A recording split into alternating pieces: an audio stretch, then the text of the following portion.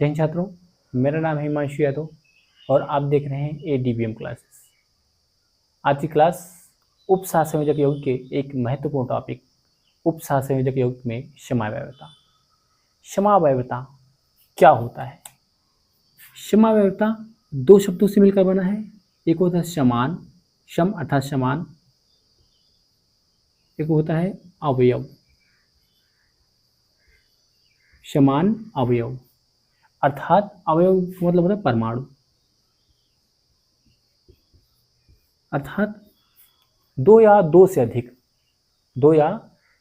अधिक पदार्थों जिनकी क्या हो, जिनमें परमाणु क्या हो, जिनका अणुसूत्र क्या हो, समान हो, जिनका अणुसूत्र क्या हो, समान हो, परंतु उनके रासायनिक गुण और भौतिक गुण अलग अलग हों, इस घटना को समावयवता कहते हैं। समावयवता को समझने के लिए मैं अभी एक कार्बनिक तत्व का एग्जाम्पल देता हूँ, जैसे CH3 CH2 एंड OH। ये एथिल अल्कोहल है। ये क्या है? CH3O and CH3। आप देख रहे हैं कि यहाँ पे क्या है, यहाँ पे कार्बन कितना है? कार्बन है 3, सॉरी 2 कार्बन है, 2 कार्बन है। हाइड्रोजन कितना है? हाइड्रोजन यहाँ पे 3 2 5 1 6 और ऑक्सीजन कितना है? 1 है। यहाँ पर भी देखेंगे क्या है, यहाँ पे है 2 कार्बन है और 3 क्या है? 6 हाइड्रोजन है और 1 ऑक्सीजन है। आप देख रहे हैं यहाँ पे ये क्या है? एथिल अल्कोहल है और ये क्या है? डाइमेथिल ईथर है। परंतु आप देखेंगे अणुसूत्र तो क्या है? समान है, परंतु ये मेथिल अल्कोहल है और ये क्या है? डाइमेथिल ईथर है। दोनों के रासायनिक गुण और भौतिक गुण में बहुत अंतर है। तो कहने का मतलब ये है, समावयवता क्या होता है? दो या दो से अधिक यौगिक जिनके अणुसूत्र समान हो परंतु रासायनिक गुण भिन्न हो, इस घटना को समावयवता बोलते हैं तथा इस प्रकार के यौगिक को समावयवी बोलते हैं। क्या है समावयवता? क्या होता है? दो या दो से अधिक यौगिक दो या दो से अधिक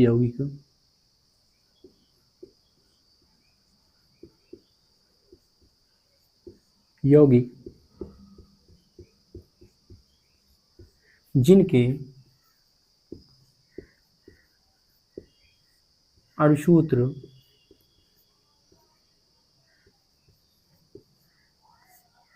समान हो परंतु भौतिक गुण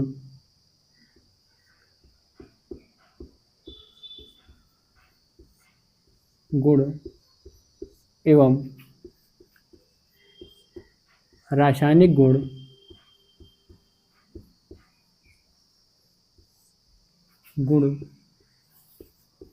में भिन्नता पाई जाती है,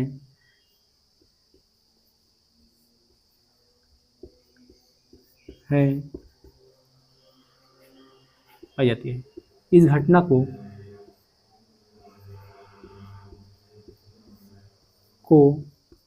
क्या कहते हैं?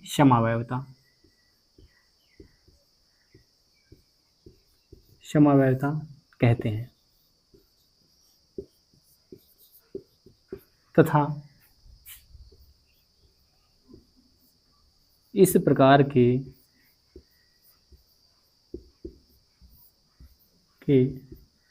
यौगिक को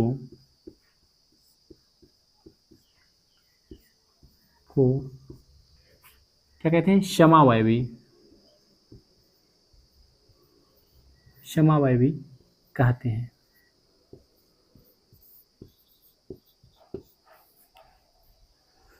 तो मेरे ख्याल से आपको इतनी बातें समझ में आई हैं। इसी की चर्चा हम लोग करेंगे उपसहार संयोजक यौगिक में किस प्रकार समावयवता प्रदर्शित होती है, उसी को आगे हम पढ़ेंगे। अब हम बात करेंगे समावयवता के प्रकार। तो समावयवता का दो प्रकार, समावयवता को समावयवता को दो भागों में बांटा गया है। एक है संरचनात्मक समावयवता और दूसरा है त्रिविम समावयवता। संरचनात्मक समावयवता क्या होता है? उपसह संयोजक यौगिक के लिगेंड के बंध में जो भिन्नता उत्पन्न होती है उसे बोलते हैं संरचनात्मक समावयवता। और त्रिविम समावयवता क्या होता है? लिगेंड में उत्पन्न होने वाले, लिगेंड में, यहाँ पे बंध में होता था, यहाँ पे क्या होगा? लिगेंड में होने वाली विभिन्नता के कारण जो विभिन्नता उत्पन्न होती है उसे बोलते हैं त्रिविम समावयवता। सॉरी, लिगेंड के कारण जो भिन्नता उत्पन्न होती है उसे बोलते हैं त्रिविम समावयवता। और इसमें क्या है? लिगेंड के बंध के कारण जो समावयवता उत्पन्न होती है उसे बोलते हैं संरचनात्मक समावयवता। संरचनात्मक समावयवता को आगे भी भागों में बांटा गया है जिसकी चर्चा हम लोग विस्तार से करने वाले हैं। है आयनन समावयवता, हाइड्रेट समावयवता, लिंकेज समावयवता और बहुलकीकरण समावयवता। तीन इसमें क्या है? ऊपर वाले तीन बहुत इंपॉर्टेंट है, बहुलकीकरण समावयवता उतना ज़्यादा इंपॉर्टेंट नहीं है। और इसके बाद हम बात करेंगे ज्यामितीय समावयवता और प्रकाशिक समावयवता। ये दोनों क्या है? इंपॉर्टेंट है। अब हम बात करेंगे विस्तार से आयनन समावयवता के बारे में। अब बात करते हैं आयनन समावयवता। आयनन समावयवता क्या होता है? किसी उपसह संयोजक यौगिक में आयनों के विनिमय से जो समावयवता उत्पन्न होती है उसे बोलते हैं आयनन समावयवता। जैसे कि थोड़ा मैं एग्जांपल दे दूं तब डेफिनेशन लिखाता हूँ। जैसे PtCl2NH3 का होल प्राइस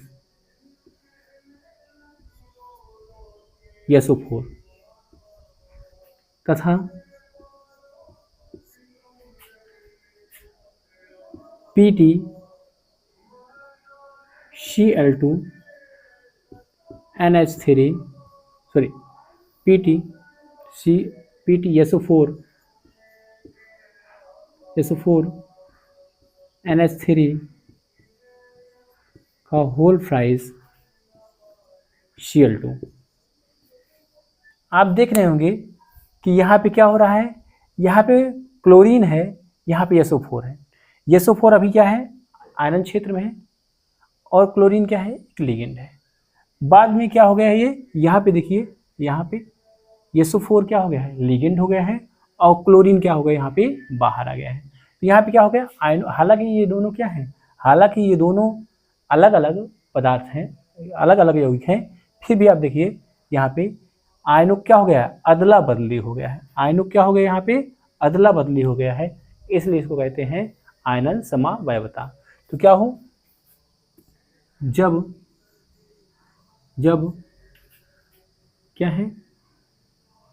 उपसह संयोजक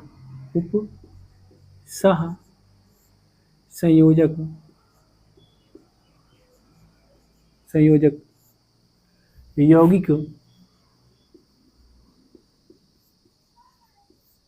के क्या है? आयनों का परस्पर विनिमय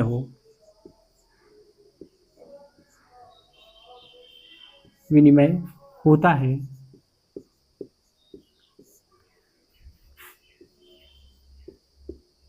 तो इस प्रकार के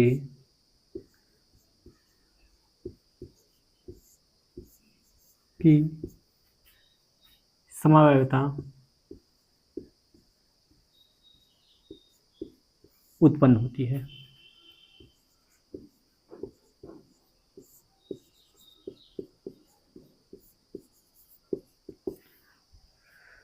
इसका और भी एग्जाम्पल मैं दे सकता हूँ। इसका एक और एग्जाम्पल देखिए, जैसे यहाँ पे क्या है? PtCl2NH3 का whole price NO2।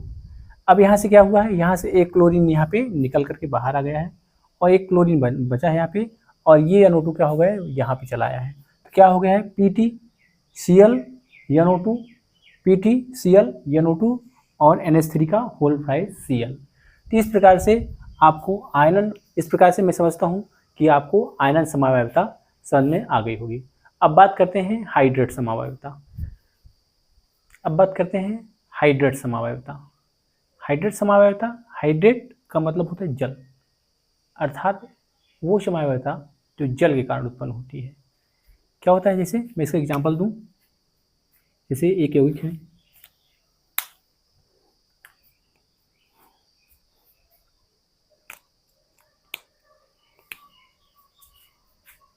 CO, Cl, H2O,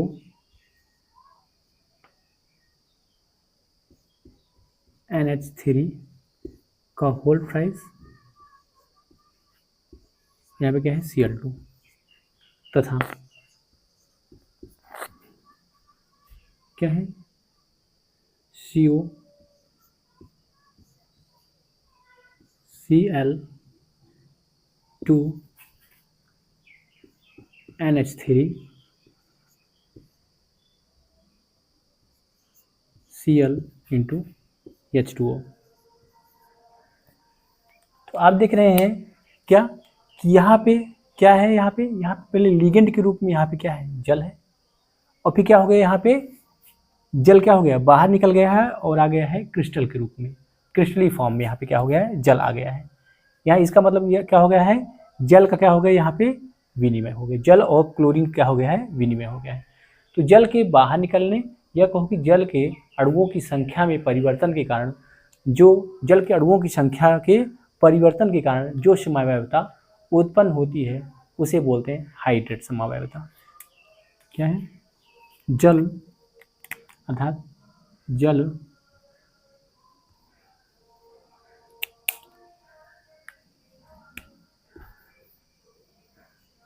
जल अर्थात H2O के अणुओं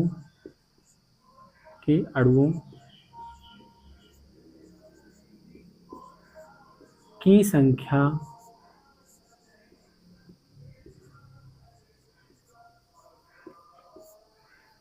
में परिवर्तन के कारण जो समावयवता के कारण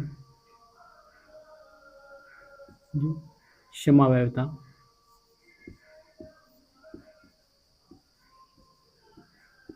उत्पन्न होती है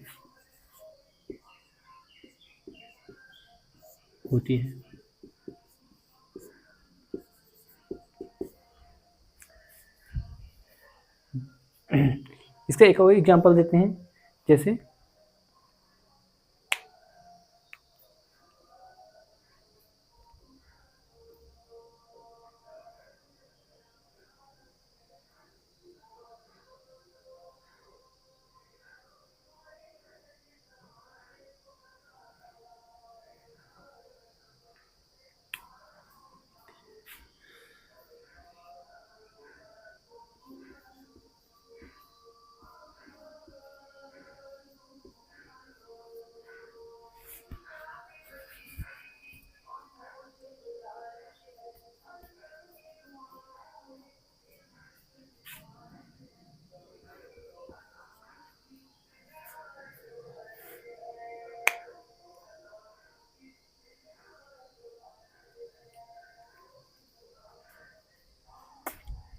जल की एक और समावयवता को देखते हैं। यहाँ पे क्या है, Cr2, H2O को होल 6 और Cl3 है। इसको और देखेंगे कि इसको और कैसे समावयवता बन सकती है, देखेंगे इसका कि Cr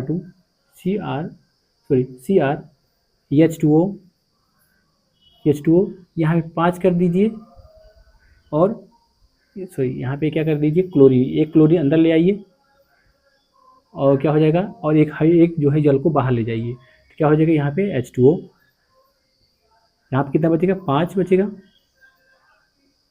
और यहाँ पे क्या हो जाएगा, Cl2 हो जाएगा। फिर क्या कीजिए, अभी एक और क्लोरीन को अंदर ले आइए और एक और H2O को बाहर ले आइए, यहाँ पे क्या हो जाएगा, H2 हो जाएगा। और फिर क्या कीजिए, एक और क्लोरीन को अंदर ले आइए, एक और जो है H2O को बाहर ले जाइए, तो क्या हो जाएगा, तथा क्या है Cr Cl2 H2O का होल 4, यहाँ पे क्या हो जाएगा Cl और क्या हो जाएगा ट्वाइस H2O। ये भी देखिए यहाँ पे क्या है, यहाँ पे 4 H2O है, 2 H2O क्या हो चुके हैं, बाहर हो चुके हैं। यहाँ पे क्या है 4 H2O है और 2 H2O क्या हो चुके हैं, बाहर हो चुके हैं। इसी क्रम में एक और कर लीजिए, जैसे CrCl3 H2O का होल थ्राइस, अब क्या होगा 3 निकल चुका है, तो यहाँ पे क्या हो जाएगा 3H2O। इस प्रकार से CrH2O का होल 6 Cl3 के 1, 2, 3 और 4 आपस में क्या है, चारों समवायवी है। इस प्रकार ये इसकी जो है 3 समवायवता होते प्रदर्शित करता है। तो मेरे ख्याल से आपको आज का वीडियो समझ में आया होगा। अगर आपको मेरा ये वीडियो अच्छा लगा है तो आप इसे लाइक कीजिए और मेरे चैनल को सब्सक्राइब करना ना भूलें। आज के लिए इतना ही। जय हिंद, जय भारत।